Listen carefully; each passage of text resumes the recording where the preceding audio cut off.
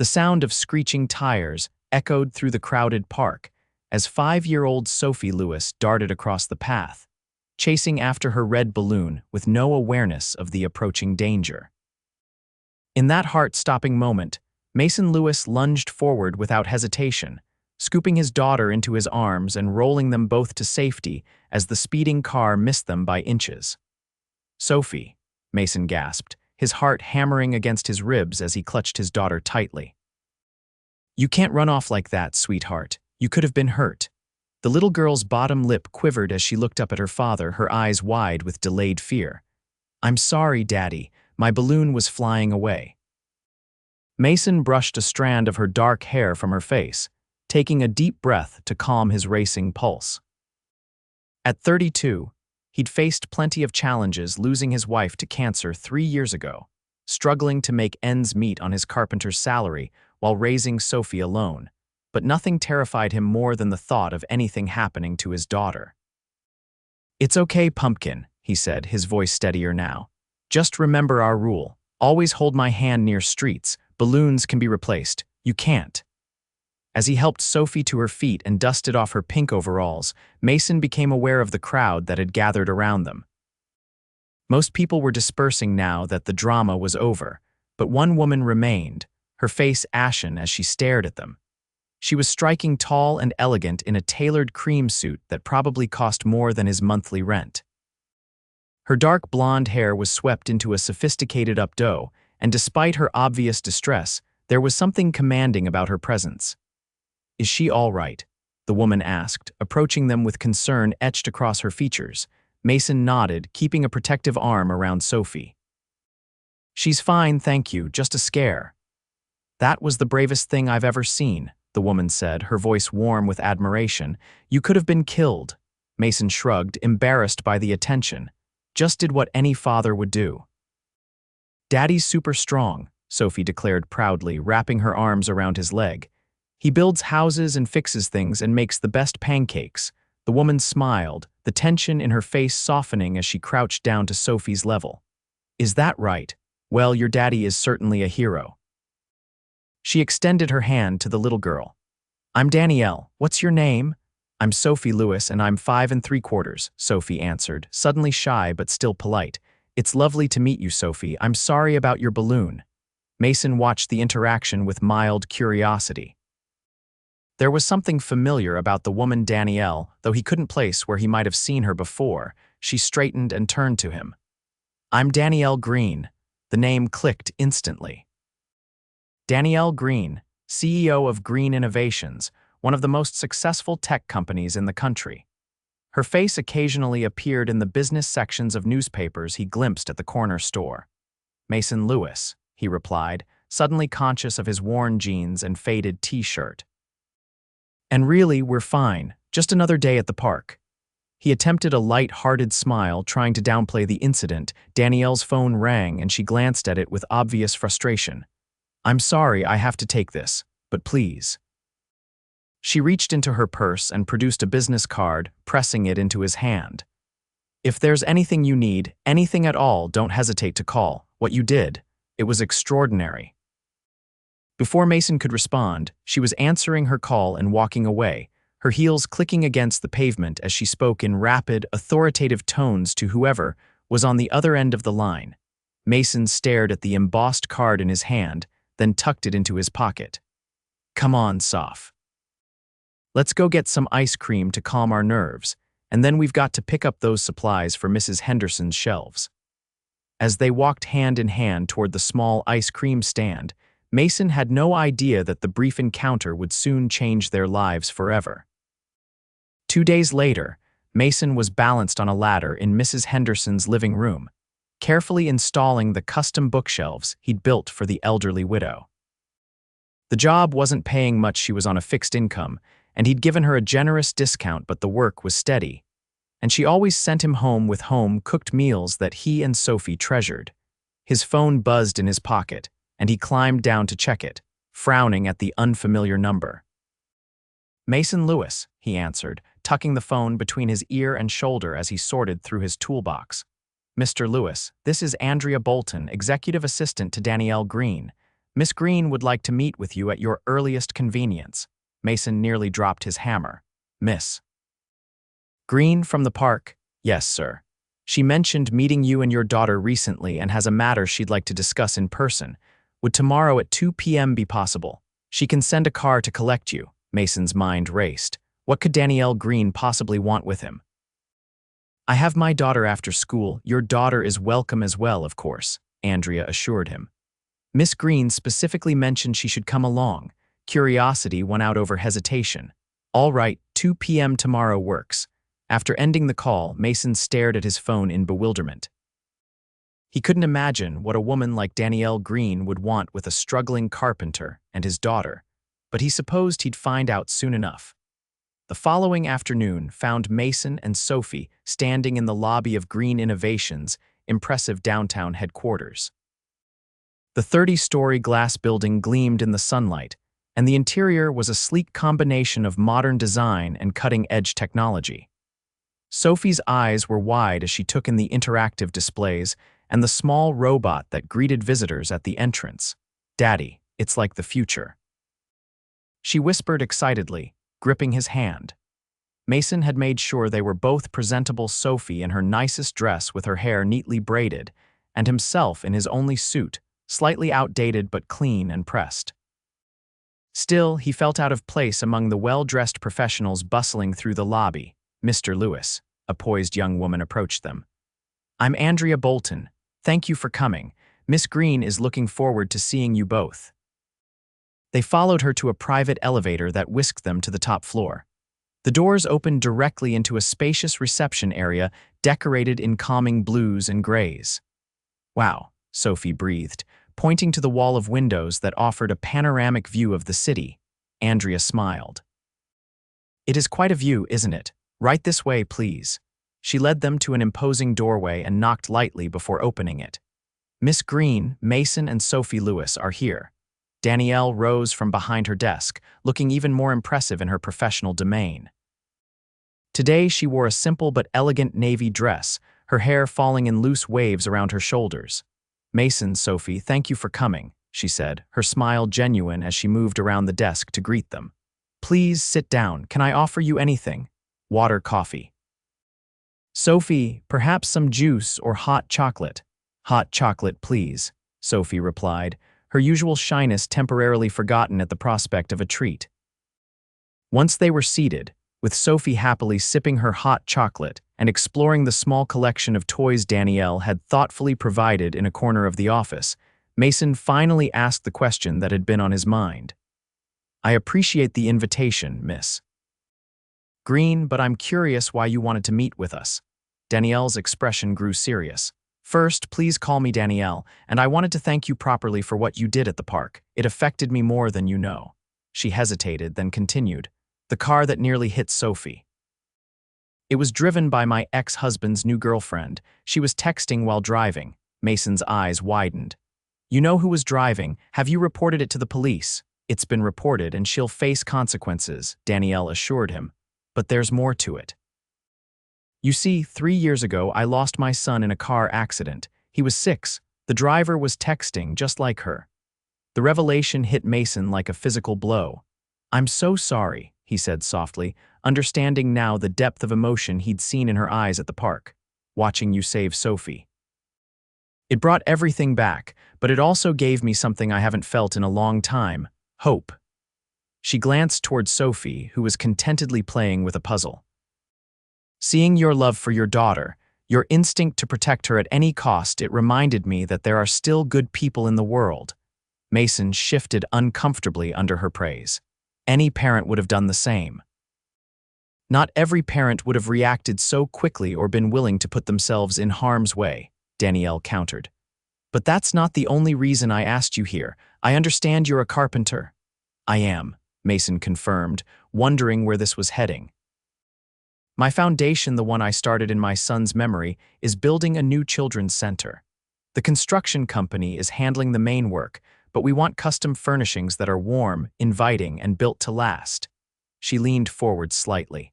I'd like to hire you to design and build them. Mason stared at her, stunned. Me, but I'm just a small operation. I don't have a team or you have talent and heart, Danielle interrupted. I've done my research. The pieces you've created are exactly what we're looking for, and I'm prepared to pay well above market rate. This would be a 6-month project at least. She named a figure that made Mason's breath catch. That's very generous, he managed to say, his mind reeling with the possibilities. That amount would allow him to pay off his remaining medical bills from his wife's illness, start a college fund for Sophie, maybe even put a down payment on a small house. It's the going rate for the quality of work I expect, Danielle said matter-of-factly. Would you like to see the plans? For the next hour, they discussed the project. Mason found himself impressed by Danielle's vision and attention to detail. She clearly cared deeply about creating a space that would comfort and inspire the children who would use the center. By the time they were wrapping up, Mason had agreed to take on the project, and Sophie had made herself completely at home, showing Danielle her drawings and chattering about school. "Thank you for this opportunity," Mason said sincerely as they prepared to leave. "It means more than you know." Danielle smiled, and for a moment, Mason was struck by how it transformed her face, softening the carefully maintained professional exterior. "I think this partnership will benefit us both. I'll have my team send over the contracts tomorrow." As promised, the car took them home, with Sophie excitedly recounting every detail of their visit to Greene Innovations. "And did you see her robot pencil sharpener, Daddy? And the way the windows got darker when she pushed a button? Can we have windows like that?" Mason laughed, feeling lighter than he had in years. "I don't think our apartment building would go for that, pumpkin, but maybe someday." Over the next few weeks, Mason threw himself into the Children's Center project. Danielle had arranged for him to have access to a fully equipped workshop not far from his apartment, and the freedom to create within her thoughtful guidelines was exhilarating. He found himself rediscovering the joy in his craft that had been gradually dimmed by years of financial struggle. Danielle visited the workshop regularly to check on his progress, often bringing Sophie after school while Mason worked. To his surprise, she would sometimes roll up her sleeves and help, revealing a natural aptitude for woodworking and a previously hidden playful side as she interacted with Sophie. "You're not what I expected," Mason admitted one evening as they shared pizza after a long day of work. Sophie had fallen asleep on a makeshift bed of cushions in the corner of the workshop, exhausted from helping sand wood and arrange her own office next to her father's workbench. Danielle raised an eyebrow. "What did you expect? The Ice Queen CEO?" Mason had the grace to look embarrassed. "Something like that, I guess. The media portrays you as intimidating." "That's intentional," she said, a hint of defensiveness in her tone. "As a woman in my position, being seen as nice can be a liability." But she glanced at Sophie's sleeping form, her expression softening. "This project, being around you and Sophie, it's reminded me of parts of myself I'd forgotten, the part that enjoys getting sawdust in her hair." Mason teased, reaching out without thinking to brush a wood shaving from her shoulder. Their eyes met, and for a moment the air between them seemed charged with something neither was ready to acknowledge. Danielle broke the contact first, standing to gather the empty pizza box. "I should go." "Early meeting tomorrow," she said briskly, though her smile remained warm. "Will you bring the prototype for the reading nook to my office on Friday? The board would like to see it." "Of course," Mason agreed, mentally reviewing his schedule. "Sophie has a playdate after school, so I can come alone." Friday arrived, and Mason found himself more nervous than he'd expected as he entered Greene Innovations with the scale model of the reading nook carefully packed in a case. He'd put extra hours into perfecting every detail, wanting to impress not just the board but Danielle herself. To his surprise, when he reached her office, there was no sign of a board meeting. Just Danielle standing by the window, looking uncharacteristically casual in slim-fitting jeans and a simple blouse. "Where's the board?" Mason asked, setting down his case. Danielle turned, a slightly guilty expression crossing her face. "There is no board meeting. I wanted your undivided attention without Sophie or work interruptions." Mason's heart skipped a beat. "For what?" "For this," she said, gesturing to a table set for two by the window, candlelight flickering despite the afternoon sun. I thought perhaps we could have dinner and talk not about the project, but about us. Us, Mason echoed, suddenly feeling out of his depth. Danielle approached him slowly. I've spent the past 3 years building walls around myself, focusing only on my work and my foundation. And then you came crashing into my life quite literally, and those walls started crumbling. I find myself thinking about you when you're not around, looking forward to our meetings, making excuses to spend time at the workshop. Danielle. Mason began, uncertain what to say. His attraction to her had been growing steadily, but he'd convinced himself it was one-sided, that someone like her would never see him as anything more than a contractor. I'm not asking for promises, she continued. I know we come from different worlds. But I'd like to explore whatever this is between us, if you're willing. Mason closed the distance between them, taking her hand in his. I'd like that too, more than you know. Their first kiss was tentative, a gentle exploration that quickly deepened with the release of weeks of unacknowledged longing. When they finally pulled apart, both were smiling. So, Mason said, glancing at the elegantly set table, is this our first date? Danielle laughed, the sound light and free in a way he'd never heard before. I suppose it is, though we've been having something like dates at that workshop for weeks now. True, but most of those included a chatty 5-year-old and the smell of wood stain. This is definitely an upgrade. Their dinner was filled with conversation that flowed effortlessly from childhood memories to favorite books, from Sophie's latest art project to Danielle's vision for her foundation's future.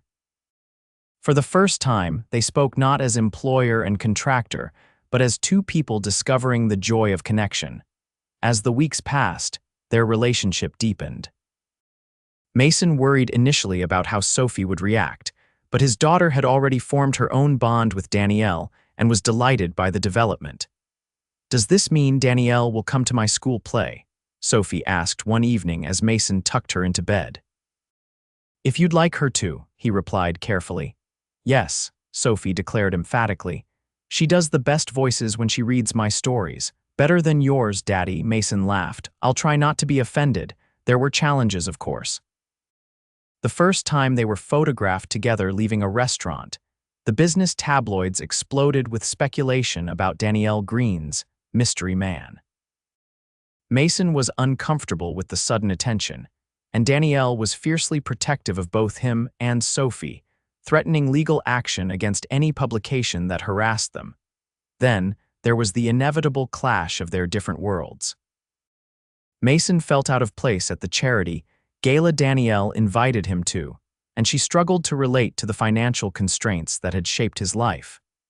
But they talked through each hurdle with honesty and respect, finding compromises and deeper understanding along the way. 6 months into their relationship, as the Children's Center neared completion, Mason invited Danielle to dinner at his small apartment. He'd spent the day cooking his late wife's special lasagna recipe, and Sophie had helped him set the table with their mismatched dishes and the single candle they reserved for special occasions. It's not exactly the 5-star restaurants you're used to, Mason apologized as he welcomed Danielle. She silenced him with a kiss. It's perfect because it's with you two. Sophie proudly showed Danielle her room, chattering about the desk her father had built her and the collection of rocks she'd gathered from the park. During dinner, Mason found himself watching Danielle with his daughter the way she listened intently to Sophie's stories, asked thoughtful questions, and gently helped her cut her food without making it obvious she was assisting. The tenderness in Danielle's eyes when she looked at Sophie made his heart swell. Later, after Sophie was asleep, they sat on Mason's small balcony, sharing a bottle of wine and watching the city lights. I love you, Danielle said suddenly, the words quiet but certain. I wasn't looking for this for you, but now I can't imagine my life without you in it. Mason took her hand, bringing it to his lips. I love you too, both of us do. I know the center is almost finished, she continued, and that means our professional relationship is ending. But I hope our personal one is just beginning. Definitely just beginning, Mason assured her. In fact, I've been thinking about our future. He reached into his pocket and pulled out a small wooden box handcrafted with intricate detail. I made this last week. Danielle opened it with trembling fingers to find a simple but elegant engagement ring nestled inside. The diamond wasn't large, but it was set in a unique design that Mason had clearly created himself. "I know it hasn't been that long," he said, suddenly nervous. "And I know it's not what you're probably used to, but yes," Danielle interrupted, tears shining in her eyes. "Yes, I'll marry you." The ring fit perfectly, and as they sealed their engagement with a kiss, Mason felt the last pieces of his long, broken heart finally healing. They were married 3 months later in a small ceremony at the newly completed Children's Center, which they had decided was the perfect symbol of their beginning. Sophie served as flower girl, beaming with pride as she walked down the aisle ahead of Danielle. In his vows, Mason spoke of second chances and unexpected blessings. "3 years ago, I thought my heart would never heal from loss. Then Sophie and I met you, and you showed us that love doesn't replace what was lost, it creates something new and equally beautiful." Danielle's vows acknowledged the unlikely path that had brought them together. "Some people might see us as an odd match, the CEO and the carpenter, but I see us as two people who recognized in each other exactly what we needed. You and Sophie brought joy back into my life when I thought it was gone forever." Their honeymoon was a family affair, a 2-week trip to a beach house where Sophie built sandcastles while Mason and Danielle watched from the shore, hands intertwined and hearts full. Upon their return, they faced their first major decision as a married couple: where to live. Danielle's penthouse was luxurious but sterile, while Mason's apartment, though cozy, was too small for the three of them long term. The solution came unexpectedly when Danielle discovered a century-old craftsman house that had fallen into disrepair. "It has good bones," she told Mason as they toured the property, "and I thought maybe we could restore it together, your craftsmanship, my eye for design." A perfect blend of both of us. Mason was touched by her understanding of how important it was for him to contribute equally to their life together, despite the vast difference in their financial situations. "I think it's perfect," he agreed, already envisioning the improvements he could make. The renovation became their shared passion project. Evenings and weekends found them working side by side, with Sophie helping by decorating the walls with her artwork and offering creative suggestions for her new bedroom. 6 months later, they moved into their completed home, a warm, inviting space that reflected both their personalities. Mason had crafted most of the furniture himself, while Danielle had balanced his traditional craftsmanship with modern elements that made the house both comfortable and stylish. As they settled into their new life, Mason continued to run his carpentry business, now with a team of apprentices, and a workshop funded by Danielle as a wedding gift. He split his time between custom commissions and creating pieces for children's centers that Greene Foundation was establishing across the country. Danielle remained CEO of Greene Innovations, but adjusted her schedule to be home most evenings and rarely work weekends, a change that shocked her executive team but demonstrated her new priorities. On their first anniversary, they gathered in their backyard for a small celebration with close friends. As twilight fell, Sophie ran around with sparklers while the adults toasted the unlikely path that had brought them together. "I have something for you," Danielle said softly, handing Mason a small envelope. Inside was a document, official adoption papers for Sophie, ready for Danielle's signature. "You want to adopt her?" Mason asked, his voice thick with emotion. Danielle nodded, tears in her eyes. "If you both agree." "I already love her as my own, but I want to make it official." "Daddy, why are you crying?" Sophie asked, appearing suddenly at his side, her sparkler extinguished. Mason lifted her onto his lap. "Happy tears, pumpkin. Danielle has asked if she can be your mother officially." Sophie's eyes widened. "Like for real, not just stepmom but real mom. Only if you want that," Danielle assured her, kneeling beside them. "I know I could never replace your birth mom, and I would never try to, but I would be honored to be your mother too." Sophie considered this for all of 3 seconds before throwing her arms around Danielle's neck. "Yes, I want 2 moms, my angel mom in heaven and you here with us." The adoption was finalized 2 months later, and their little family celebrated with a day at the same park where they'd first met. As Mason watched Danielle helping Sophie fly a kite, a much safer activity than balloon chasing, he marveled at how one split-second decision had changed all their lives. That evening, after Sophie was asleep, Danielle joined Mason on their porch swing, nestling against his side with a contented sigh. "Penny for your thoughts," she murmured, noticing his contemplative expression. "I was just thinking about fate," he replied, pulling her closer. "If Sophie hadn't chased that balloon, if I hadn't been quick enough, if you hadn't been in that park at that exact moment, none of this would have happened." Danielle was quiet for a moment. "I don't know if it was fate. But I do know that when I saw you risk everything to protect Sophie, something in me recognized something in you. Maybe that's what love is, recognition." "Maybe," Mason agreed. "Or maybe it's just being brave enough to jump when the moment comes. Like diving in front of a car," Danielle teased. "Like hiring a struggling carpenter for a major project," he countered with a smile. "Like saying yes to a future that looks nothing like the one you planned." Danielle turned in his arms to face him, her expression serious despite her smile. "I wouldn't change a thing, you know. Not one single moment of our journey." As they sat together in the growing darkness, the home they'd built together glowing with warmth behind them and the promise of their future stretching before them, Mason knew he wouldn't change anything either. From loss had come love, from a moment of danger had come safety and belonging, and from an unlikely meeting had come the family he and Sophie had needed all along.